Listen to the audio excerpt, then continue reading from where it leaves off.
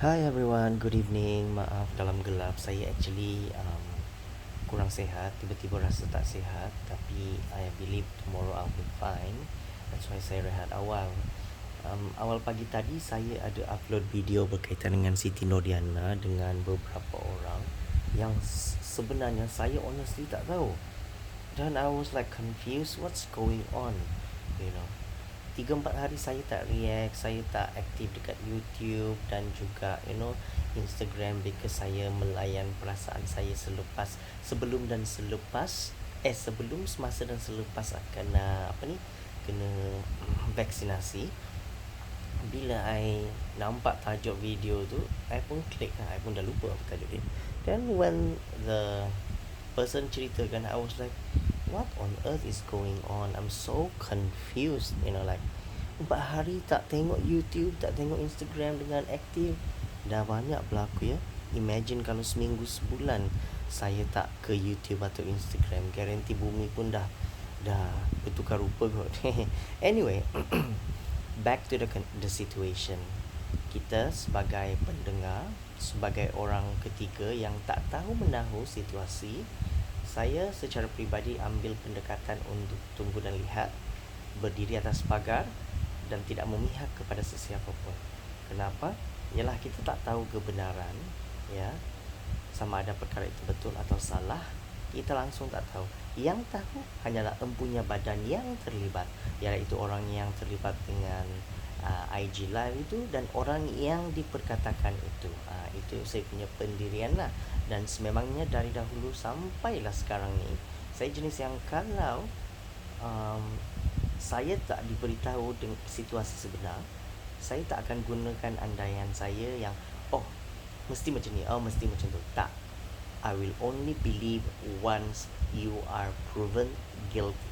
Kalau sekadar dituduh, sekadar cakap-cakap kosong, sekadar orang buat live ini itu dan lain sebagainya, well, we always have to know benda-benda yang perlu kita saring. Yang kita tak boleh percaya 100%. Satu. Kedua, kalau ya, ini kalau saja perkara yang mereka kongsikan itu betul, I don't think it will change how I see Siti Nodiana sebagai contoh.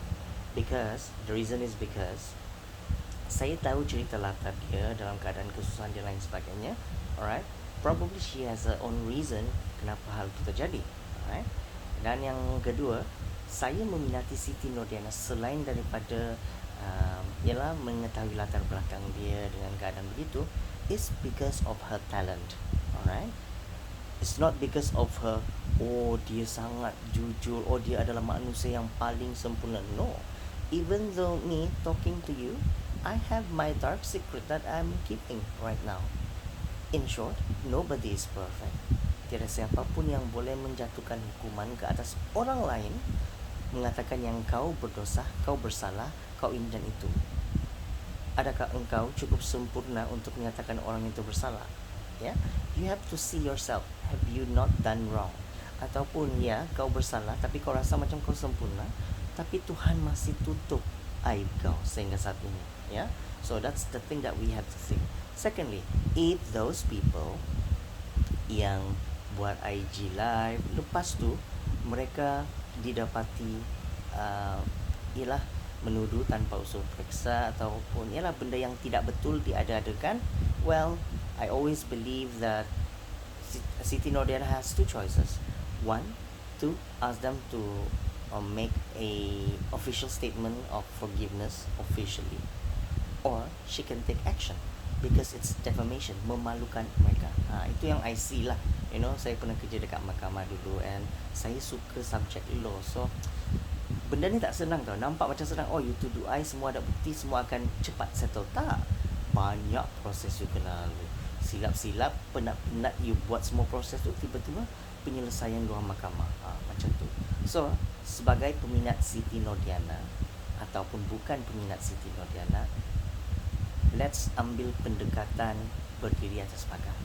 Jangan menjatuhkan hukuman sebelum sesiapa pun daripada mereka didapati bersalah.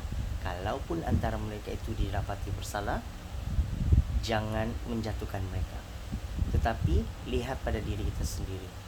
Am I good enough to tell you, hey, you are wrong, you are bad, you are stupid, you are blah blah, who asked you to do this? Because kita ni sebagai manusia pun memang seorang pendosa. Like I said earlier in the video, cuma Tuhan masih belum buka aib kita. Cuma Tuhan masih cover kita. Jangan sampai kita terlebih. Macam tu. So kita jangan judge orang. Ya, a lot of people say, oh, nampak baik lah, rupa-rupanya begini. Nampak buruk tapi penting hati baik. Well, I have to agree to disagree. Okay, this is how I see. I have to agree to disagree.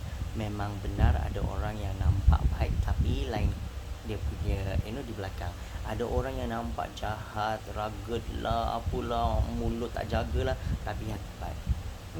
Yeah, I do agree with that. But I always believe apa yang ada di dalam, apa yang ada dalam kita tu akan terpancar keluar. Because I always believe you cannot fake all of these things. Seriously, no matter how hard you try, you can be seen whether you are real or you are faking it. Yeah.